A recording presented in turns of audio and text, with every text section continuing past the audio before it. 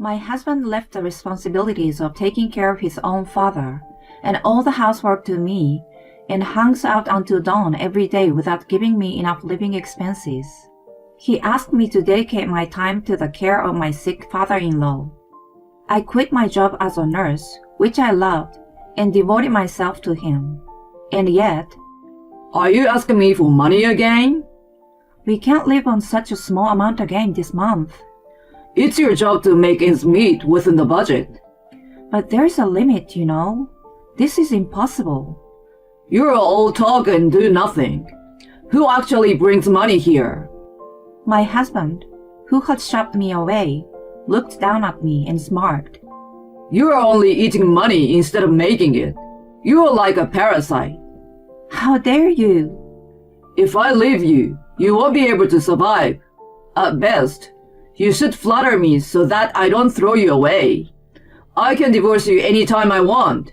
You see? He flaunted papers in front of my face. He threw them at me and walked out of the living room. I picked the scattered paper up and spread them out on the floor.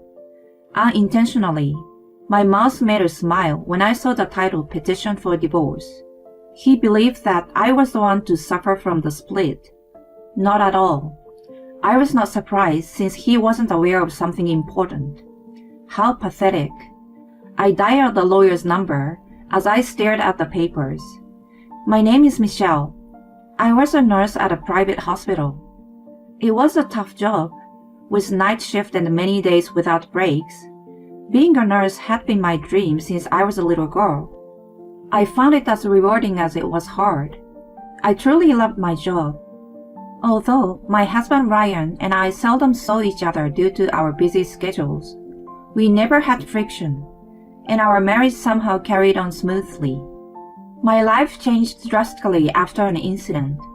One day, my father-in-law, Ryan's only living family member, suddenly became incapacitated. He was living alone at that time and was no longer able to take care of himself. He needed nursing care.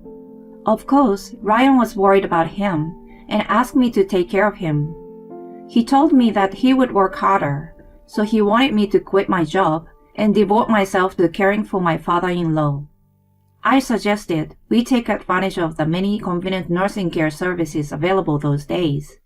He worried that his father would feel too uncomfortable having a stranger take care of him. I didn't want to quit my job, but my father-in-law was always very good to me. I well knew that his personality was too considerate of others. I understood Ryan's concern and finally decided to leave my job after much consideration. He also promised to help me with the housework as much as possible. I was sure that we were able to handle the new living arrangement. Things went well at first when we started living with my father-in-law. Ryan kept his promise and helped me around the house.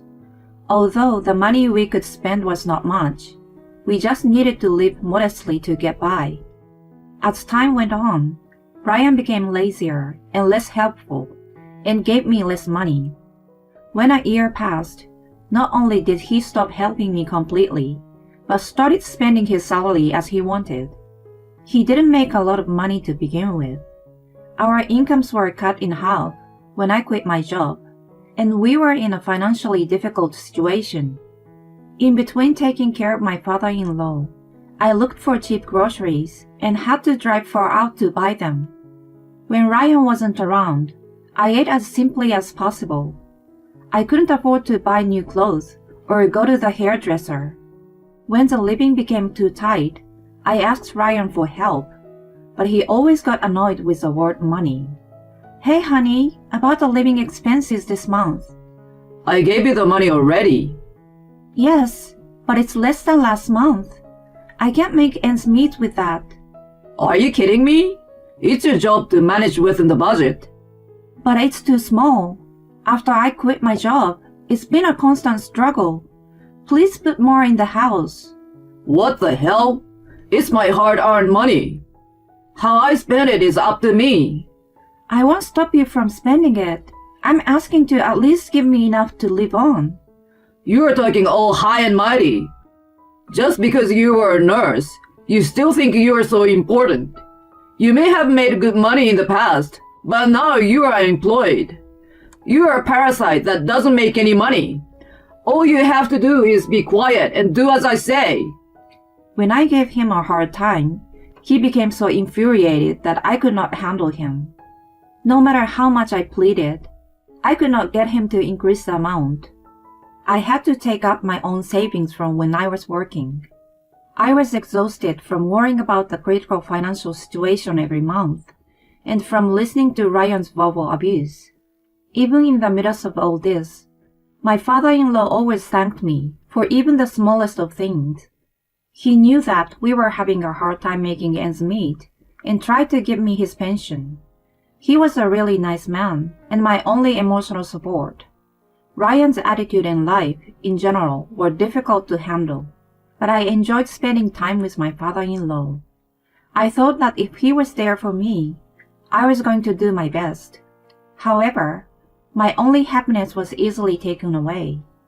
Nearly 2 years after I began caring for him, he suddenly passed away. That day, I was at the supermarket a little farther away because there was a special sale. I had gone out in the morning. I was worried about him, but he was doing well and even told me not to worry with a smile. I went out with peace of mind. While I was out, he collapsed and never came back. I was devastated that I blamed myself many times for leaving him. I regretted it over and over again, and no matter how much I cried, my tears never dried up. I couldn't dwell on my grief forever. It was time to prepare for his funeral. Ryan had served as a chief mourner, but only in public. He had forced me to do almost all of the preparations. It was the funeral of my father-in-law, who had been a great help to me. I would have rather done it all myself than had Ryan do the wrong thing. I did as I was told and made all the arrangements. Since it was a sudden event, nothing had been prepared in advance. I devoted every waking moment to it. I was so busy that my head felt like spinning. It helped me to snap out of the depression, so it was good for me after all.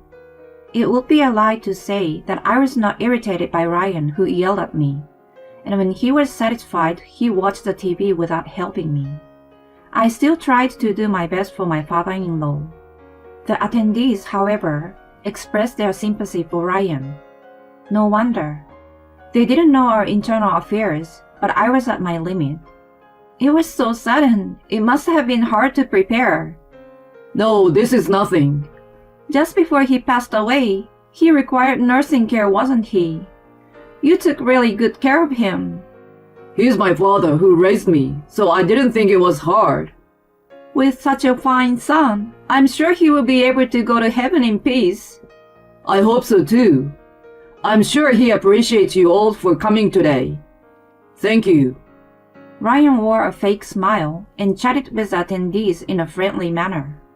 The details of the conversation made me sick, and I had the urge to start cursing him out. He did absolutely nothing to prepare for the funeral or to take care of his father. There were days when he didn't even try to check on him. I couldn't forget how sad his father looked when he kept coming home late at night and didn't exchange a single word with him for days. And yet, the moment he was gone, Ryan acted like a good son. I couldn't help but feel disgusted. Once I got the feeling of dislike for him, it was very difficult to erase it. Even after the funeral, I couldn't get rid of the distaste. Since my father-in-law was gone, there was no need to continue living with him. Divorce. The word crossed my mind. I pondered if it was the right thing to do. I was still in doubt, but my revulsion for him was growing day by day, and it never disappeared. I was still procrastinating on what to do. I couldn't make up my mind, even though I was feeling the limits of my married life. It was just out of habit that kept me going through each day as before. Then something happened by chance. When I went to the local supermarket in the evening, the seasoning I wanted was out of stock. I decided to go to another one a little farther away. I bought what I wanted. and when I came out of the shop, I saw Ryan, who was supposed to be at work. I thought about calling out to him, but he was acting strangely. I decided to watch him from afar. He looked around and then disappeared into a building. There was a large sign above the door that he walked into. The name of a consumer finance company I had heard of was written on it. As soon as I saw it, my entire body went cold. It felt like I was placed in a freezer all of a sudden. I thought it was what it meant to have one's blood drained from the body. On the contrary, my mind was strangely calm and clear. Not only did he not pay me enough living expenses, but he also borrowed money without telling me. I wondered how long and how much he had been in debt. I decided to get a divorce at that moment. I couldn't live with such a man any longer. I felt my feelings for him rapidly cooling down. My feelings, which had been almost nothing, melted away like snow. That day, I waited in the living room until he came home. It was dawn when he finally showed up. "Morning, hon. You're back late." Yikes! What are you doing so early? "What's wrong if I was awake?" Nothing. What's going on? I want to go to sleep. "Of course you do. You have been hanging out until now." If you are being sarcastic, save it for another time. I'm tired from working unlike you. "Oh, right. I'm sorry.